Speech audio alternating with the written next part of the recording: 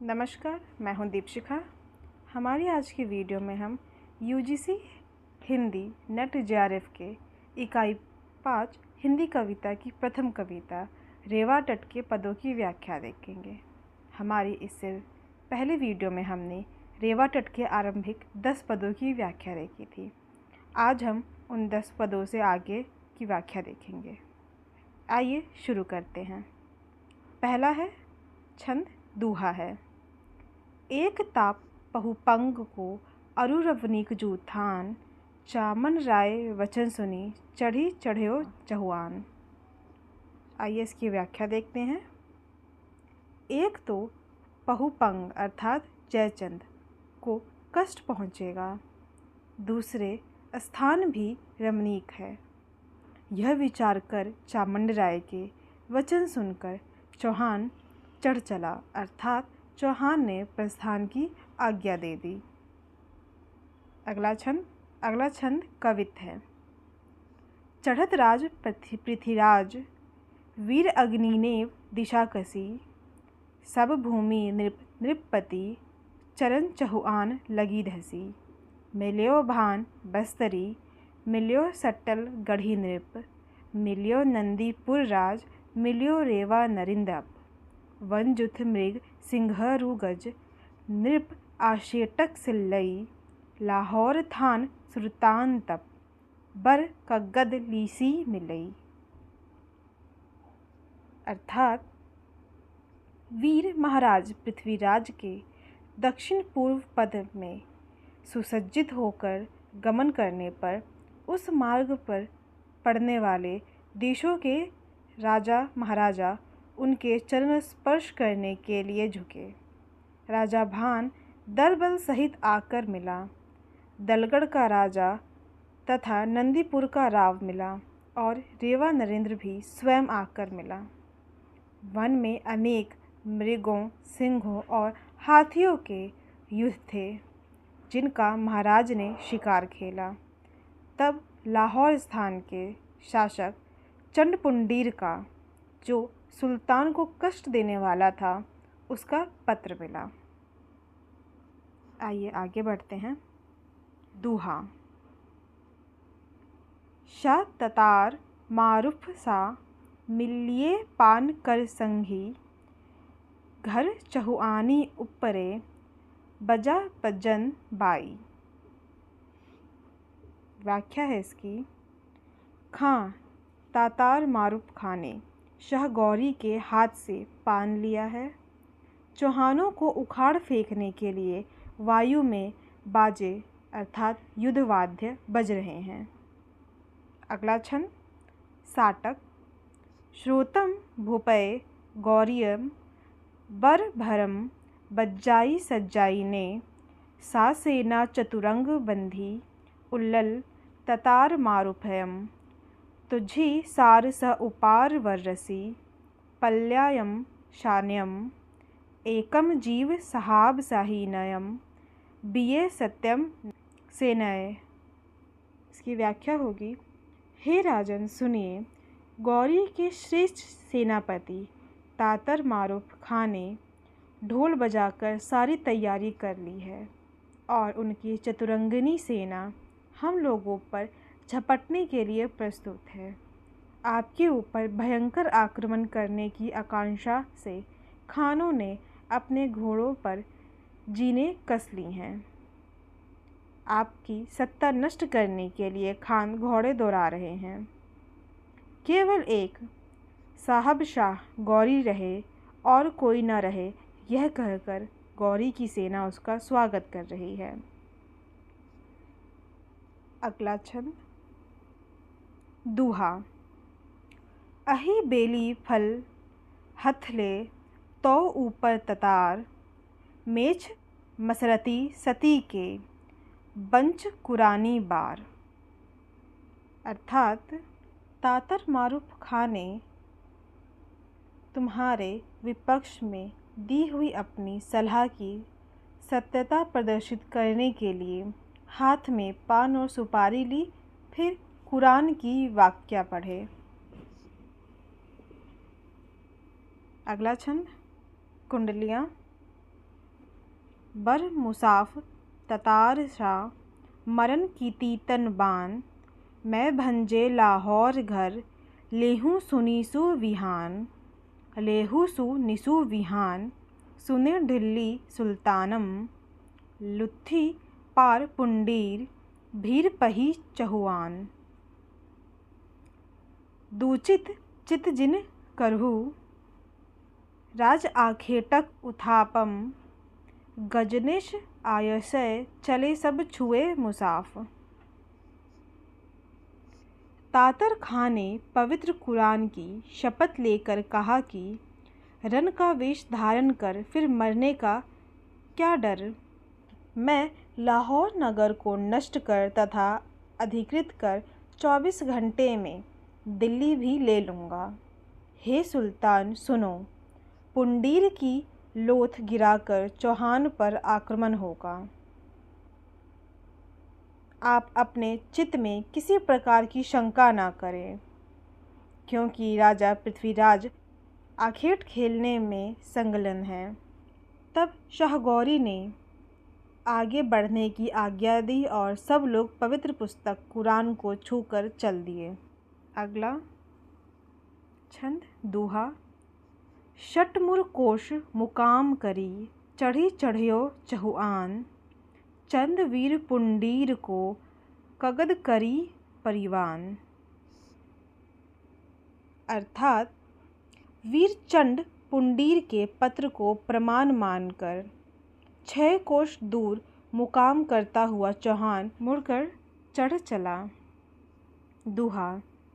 गौरी व दल समूह गौ पंजाब प्रमाण, पूब रू पश्चिम दहु दिशा, मिली चौहान सुल्तान। गौरी की सेना से भिड़ने के लिए वह सीधा पंजाब को प्रमाण करता हुआ गया और पूरब तथा पश्चिम से चौहान और सुल्तान क्रमशः मिलने अर्थात भिड़ने के लिए चले। दूत गए कनवज दिशि, ते आए तिनथान, कथा मंडी चहुआन की, कही कमध्वज प्रमाण। जो गुप्तचर कन्नौज चल दिए थे वह कन्नौज पर पहुंच गए और उन्होंने जयचंद से चौहान की सारी कथा सत्य प्रमाणित कर कही। अगला छंद दोहा। रेवा टट आयो सुनियो, बर गौरी चहुआन, बर आवाज सब मिट्टी के, सजे सेठ सुल्तान। दूत के वचन जयचंद से श्रेष्ठ गौरी ने चौहान को रेवा नदी के तट पर गया सुनकर चुपचाप एक सेना सजा ली है। अगला छंद दोहा। दूत बचन संभल नृपपति, बर आशेटक पिल, रेवा तट पधार घरा, जुहू मृगन बर मिल। दूत ने फिर कहा, और संभल का राजा आखेट खेल रहा है रेवा तट पर, जहाँ अच्छे जानवर मिलते हैं। उसने जाल लगा रखे हैं। अगला छंद कवित। मिले सब सामंत मत मंडयो सु नरेसुर, दह दुना दल साही, सजी चतुरंग सजियर उर। मवन मत चूकौ ना, सोईवर मत विचारो, बल घट्यो आपनो सोच, पिछलो निहारो। तनसद सट्टे लीजे, मुगति जुगति बंध गौरी दलह, संग्राम भीर पृथ्वीराज बल, अपमति कीजे कलह। सब सामंत एकत्रित हुए और नरेश्वर ने यह सुझाव पेश किया। शाह ने बड़े विचार पूर्वक हम लोगों से 10 गुनी चतुरंगनी सेना तैयार कर ली है। अतएव इस समय आप शांति नीति ग्रहण कीजिए और यही श्रेष्ठ मंत्रणा है। साथ ही ध्यान रखिए कि अपना बल घट गया है तथा पिछली लड़ाइयों का क्या प्रभाव पड़ा है, इसे भी सोच लीजिए। अपने विविध अंगों को मिलाकर और युक्तिपूर्वक गौरी की सेना पर को घेर कर हम मुक्ति लें। पृथ्वीराज के बल सेना पर इस समय संग्राम की भीड़ है, अतएव अपने आप झगड़ा मोल ना लीजिए, आप अपने में कलह ना कीजिए। अगला छंद कवित। सुने बत पज्जून राव परसंग मुसक्यो, देव राव बग्गरी साइन दय पाव कसक्यो, तन सट्टे सटी मुकति बोले भारती बौले, लोह अंच उड़ंत पत रवतर जीमी डोले, सुल्तान चंपी मुश्याम लग्यो दिल्ली नृपदल बानियो, भर भीर धीर सामंत पुन अभय पटंतर जानीवो। पज्जून की उपयुक्त बातें सुनकर प्रसंगराव मुस्कुराया और देवराव बग्गरी ने इशारा करते हुए अपना पैर समेटा तथा व्यंग्यपूर्वक कहा, इस तरह आपस में मेल करके पीछा छुड़ाना क्या ही विरोचित वाक्य है। जब लोहे से लोहा बजकर आँच निकलती है तो वृक्ष के पत्ते कांपने लगते हैं। सुल्तान चढ़कर हमारे सर पर आ गया है। दिल्ली राज भी एक सेना तैयार कर लें। कठिन मोर्चे पर धैर्य धारण करने वाले हमारे सामंत अब भी उनसे कम नहीं हैं। अगला छंद कवित। कहे राव पज्जून तार कड़यो ततारिय, मैं दक्षिणवे देश भरी जदव पर पारिय, मैं बंध्यो जंगलू राव चामंड सुसथम, बनवास विरास वीर बड़ गुज्जर तथम, भर भी भर सेना चहुआन दल, गौरी दल कित्तक गीना, जाने की भीम कौरु सुबरजर समूह तरवर कीनो। पज्जून राव ने उत्तर दिया, इससे पहले मैंने ततारियों से बचाकर तुम्हें निकाल लिया था। दक्षिणों के यादवों पर मैंने आक्रमण किया था। चामुंड राय के साथ मैंने जंगलियों को हराया। बभनवास में मैंने बड़गुजर को निकाल बाहर किया। चौहान की सेना युद्धप्रिय वीर सेनाओं की सेना है। गौरी की सेना को तुम क्या समझते हो? योद्धा भीम कौरवों को अनेक जड़ों वाले एक वृक्ष सहर्ष जानते थे। अगला छंद कवित।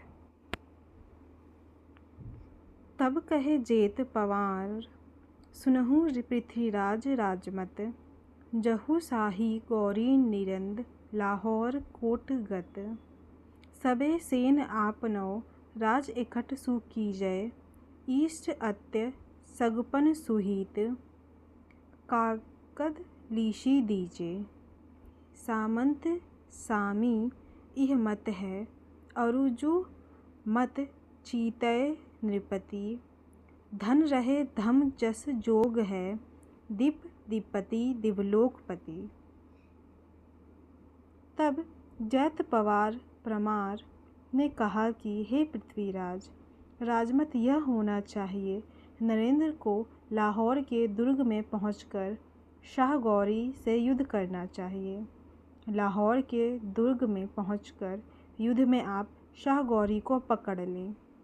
अपने राज के समस्त सेना एकत्रित कर लेना चाहिए और अपने इष्टों, मित्रों, सगों और सुहितों को पत्र लिख देना चाहिए। हे सामंतों के स्वामी, यही राजमत होना चाहिए, फिर जो कुछ आप और विचारें। धर्म और यश का योग ही आपका मुख्य धन होना चाहिए, क्योंकि आपका तेज इंद्र के समान अक्षय है। इसी के साथ आज की हमारी वीडियो यहीं पे समाप्त होती है। हमारी अगले वीडियो में हम इससे आगे की रेवाटट के पदों की व्याख्या को जानेंगे। धन्यवाद।